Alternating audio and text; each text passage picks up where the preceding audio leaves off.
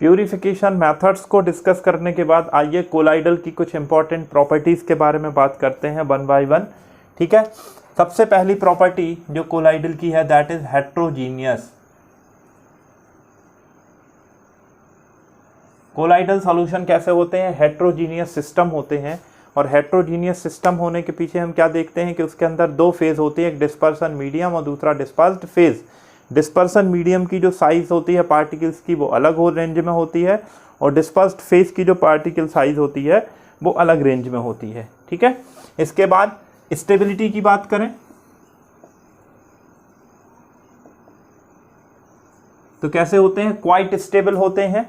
यदि जनरली तौर पर हम इनको ग्रेविटी के इफेक्ट में रखते हैं तो इनकी स्टेबिलिटी बनी रहती है, ये इनकी स्टेबिलिटी चेंज नहीं होती है। ये क्या होते हैं? सस्पेंडेड पार्टिकल्स के जैसे नीचे सेटल डाउन नहीं होते हैं। सेटल डाउन ना होने के पीछे इनका रीज़न क्या होता है कि इनका जो इनके ऊपर एक स्पेसिफिक चार्ज होता है, और उस स्पेसिफिक चार्ज के बने रहने के कारण एक डिस्पर्स्ड फेज या कोलाइडल पार्टिकल दूसरे कोलाइडल पार्टिकल्स को क्या करता है? रिपल्स करता है। फिल्टरेबिलिटी की बात करें कि हम कैसे इनको फिल्टर कर सकते हैं।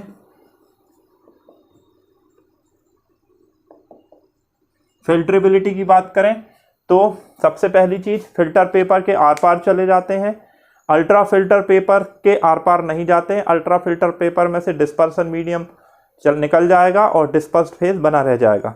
Selective membrane, semi permeable membrane, animal membrane, parchment membrane, यदि ऐसी मेम्ब्रेन हम इस्तेमाल कर रहे हैं तो कोलाइडल सॉल्यूशन को हम क्या कर सकते हैं? दो हिस्सों में, डिस्पर्सन मीडियम और डिस्पर्स्ड फेज में हम अलग अलग बांट सकते हैं।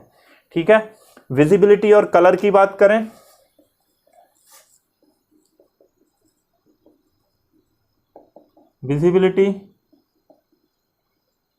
विजिबिलिटी और कलर की बात करें तो यदि हम दोनों फेज को अलग अलग देखना चाहते हैं तो यदि हम अपनी नेकेड आइज के थ्रू हम देखना चाहें तो हम नहीं देख सकते हैं।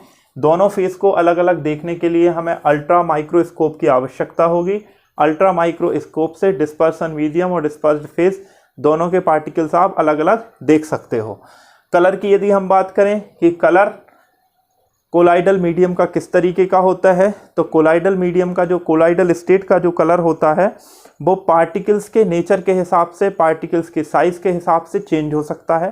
ठीक है, और कलर किस फैक्टर पे डिपेंड करता है कि ये क्या करते हैं? लाइट को स्कैटर करते हैं। तो लाइट को स्कैटर करने के कारण वो एक स्पेसिफिक कलर में हमें दिखाई देने लगते हैं। ठीक है, जिसको हमने टिंडल इफेक्ट के थ्रू भी समझा था। तो इनका एक, हर कोलाइडल सॉल्यूशन का एक स्पेसिफिक कलर होता है। ठीक है, एक इंपॉर्टेंट यहां पर पार्ट है कॉलिगेटिव प्रॉपर्टीज।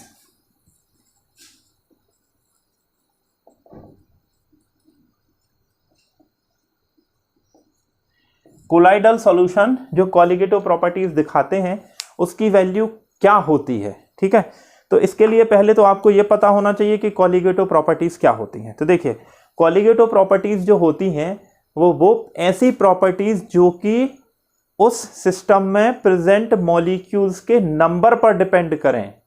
फिर से रिपीट कर रहा हूं, properties which depend on number of particles is called colligative properties. अब देखिए, जब हमारा, मान लीजिए हमने इसमें मॉलिक्यूल्स लिए थे 1000 या 10,000,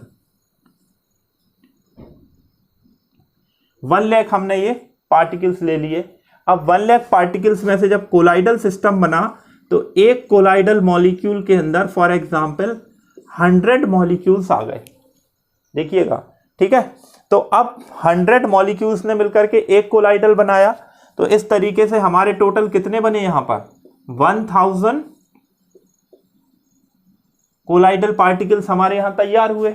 जबकि कॉलिगेटिव प्रॉपर्टीज कितनी आनी चाहिए? कॉलिगेटिव आनी चाहिए थी 1 लाख के थ्रू, लेकिन अब वो शो कितने के थ्रू हो रही हैं? 1000 के थ्रू। क्योंकि कॉलिगेटिव प्रॉपर्टीज वो प्रॉपर्टीज होती हैं जो नंबर ऑफ पार्टिकल्स पे डिपेंड करती हैं। आपने मॉलिक्यूल्स लिए थे 1 लाख, तो प्रॉपर्टीज चलनी थी 1 लाख के हिसाब से, लेकिन कोलाइडल में एक कोलाइडल पार्टिकल्स के बनने में 100 मॉलिक्यूल कंज्यूम हो गए। तो इस तरीके पास अब आपके पास जो टोटल नंबर ऑफ पार्टिकल्स हैं वो कितने हैं? 1000 हैं। तो ऐसी कंडीशन में हमेशा ध्यान रखिएगा, जब भी कोलाइडल पार्टिकल बनेगा, कॉलिगेटिव प्रॉपर्टीज क्या हो जाएगी, कॉलिगेटिव प्रॉपर्टीज की वैल्यू कम हो जाएगी, बहुत कम हो जाएगी, क्योंकि कॉलिगेटिव जो आपके कोलाइडल सॉल्यूशंस होते हैं, कोलाइडल सॉल्यूशंस के अंदर क्या हो जाते हैं, कोलाइडल सॉल्यूशन के बनते समय मॉलिक्यूल्स आपस में अटैच हो जाते हैं। ठीक है, तो कॉलिगेटिव प्रॉपर्टीज की वैल्यू हमेशा क्या हो जाएगी, कम हो जाएगी। इसके बाद अगली प्रॉपर्टीज की हम बात करेंगे, दैट इज ब्राउनियन मोशन। इसके पहले भी हम ब्राउनियन मोशन के बारे में पढ़ चुके हैं, बट फिर भी हम यहाँ फिर से डिस्कस कर लेते हैं ब्राउनियन मोशन।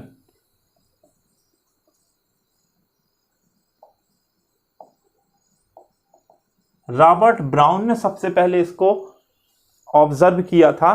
ठीक है, रॉबर्ट ब्राउन ने इसको ऑब्जर्व किया था पोलन ग्रेन्स में, और उसके बाद से लगभग हर सारी वो जगह जहां पर मैटर के जो पार्टिकल्स होते हैं वो बहुत छोटे छोटे होते हैं, वहां पर ये मूवमेंट हमें देखने को मिलती है।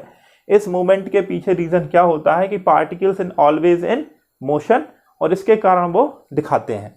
अब इसमें ब्राउनियन मोशन क्यों दिखती है, ये मान लीजिए सबसे पहले हम इसका एक डायग्राम बना लेते हैं यहाँ पर अपने कोलाइडल सिस्टम का, जिसमें हमारा डिस्पर्सन मीडियम और डिस्पर्स फेज दिखाई दे रहा है। अब होता क्या है कि ये जो पार्टिकल्स होते हैं, हर पार्टिकल्स इसमें मूव कर रहा है, और मूव करते हुए क्या करता है, मूव करते हुए हर पार्टिकल्स एक दूसरे पार्टिकल से टकरा रहा होता है। ऐसी टक्कर के कारण अनइक्वल फोर्स हर पार्टिकल्स के ऊपर लग रहा होता है। इस अनइक्वल फोर्स के लगने के कारण ये पार्टिकल्स क्या करते हैं, एक जिग-जैग मोशन में आ जाते हैं, और यही जिग-जैग मोशन आपकी क्या कहलाती है, ब्राउनियन मोशन कहलाती है। तो हम इसको डिफाइन कैसे करेंगे, zigzag motion, zigzag motion of dispersed medium particle because unequal force on dispersed particle by dispersion medium particles is called Brownian motion। इसको और बहुत ज़्यादा नहीं है, बट हमें यही ध्यान रखना है कि ब्राउनियन मोशन क्या होती है और इसके पीछे कौन से पार्टिकल्स काम कर रहे होते हैं। ऑप्टिकल प्रॉपर्टीज़ की हम बात करें तो टिंडल इफेक्ट दिखाता है कोलाइडल पार्टिकल।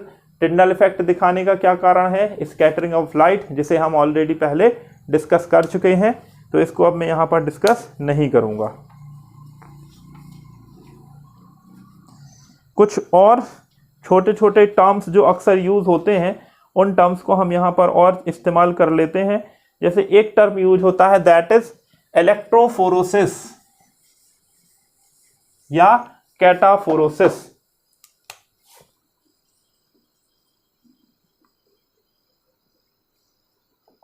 इलेक्ट्रोफोरोसिस या कई बार इसको हम बोलते हैं कैटाफोरोसिस। ये कैटाइन के थ्रू था, बट इसका कॉमन जो टर्म है दैट इज इलेक्ट्रोफोरोसिस होगा। देखिए इसमें हम क्या करते हैं, इसमें हम एक यू शेप में एक ट्यूब लेते हैं। ये हमने यू शेप में एक ट्यूब ली, और यू शेप में ट्यूब लेकर के इसको एक हमने यहाँ पर इलेक्ट्रोड, यहाँ पर हमने मान लीजिए पॉजिटिव इलेक्ट्रोड यहाँ हमने लगा दिया, और यहाँ पर हमने नेगेटिव इलेक्ट्रोड हमने लगा दिया। अब देखिए यहाँ पर हमने क्या करा, यहाँ पर हमने कोलाइडल सॉल्यूशन इसके अंदर फिल कर दिया। ठीक है, अब ये कोलाइडल सॉल्यूशन जब हमने इसके अंदर फिल कर दिया, तो अब ये कोलाइडल सॉल्यूशन मान लीजिए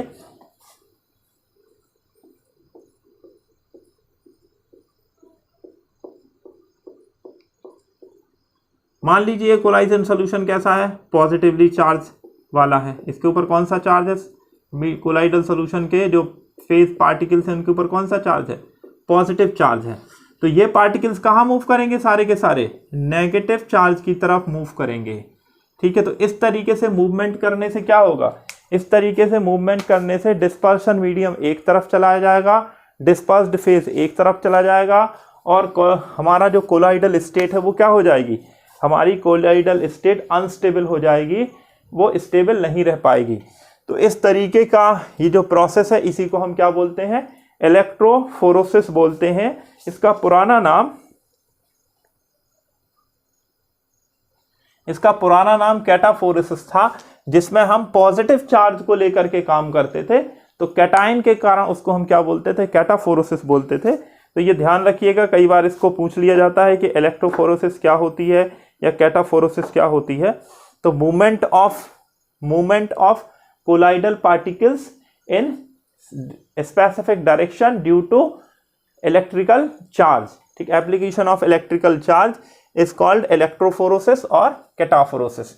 इसको ध्यान रखिएगा, ये बहुत इंपॉर्टेंट है। इसी से मिलता जुलता एक और टर्म है, दैट इज इलेक्ट्रोऑस्मोसिस। इलेक्ट्रोऑस्मोसिस में हम क्या करेंगे, इलेक्ट्रोऑस्मोसिस में भी वही चीज है सेम। हम यहां पर सिस्टम के बाहर क्या कर देंगे, एक हम मान लीजिए हमने स्पेसिफिक यहां पर पॉजिटिव चार्ज जनरेट कर दिया। अब इस पॉजिटिव चार्ज के जनरेट करने के कारण हमारा जो ये पूरा का पूरा कोलाइडल सिस्टम है, उस कोलाइडल सिस्टम में यहाँ क्या होंगे, नेगेटिव चार्ज पार्टिकल इस रीजन में क्या होने लगेंगे, इकट्ठे होने लगेंगे। और यहाँ पर हमारा अदर रहेगा।